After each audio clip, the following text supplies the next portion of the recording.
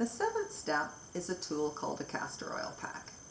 A castor oil pack is using a piece of flannel, typically an old piece of flannel because there's no dyes left in it, and some castor oil.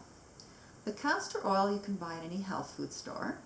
Don't buy it in a pharmacy because that will typically have some petroleum products in it, and you don't want that in the castor oil.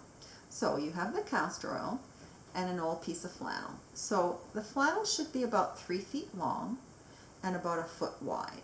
So when you fold it in two, it'll be about the size of this, or even a little bit wider. So typically it's going to be similar to a sheet of paper. All right, and so you take this piece of cloth and you just fold it up till it fits in the palm of your hand. And then you can take the castor oil, pour a bit on there, scrunch it around a little bit more, just till it's saturated. You'll use probably about this much of the bottle. Then you would open it up and you place it on the abdomen. So typically above the pubic bone, below the chest, and right to your midline. You want to cover your liver, your spleen, pancreas, and stomach, as well as the rest of your intestines.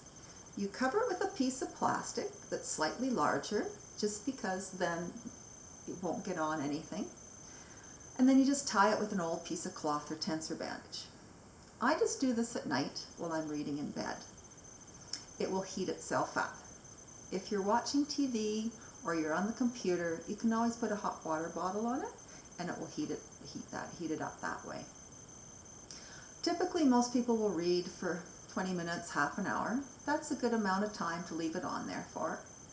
And when you're done with it, you just take it off, flip it over in the plastic. I just keep it beside my bed.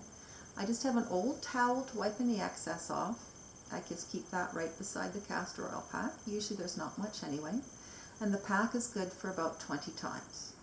After about 20 times, you just rinse it out with soap and baking soda and resaturate it with new castor oil. Now, you don't have to add castor oil each time you do the application.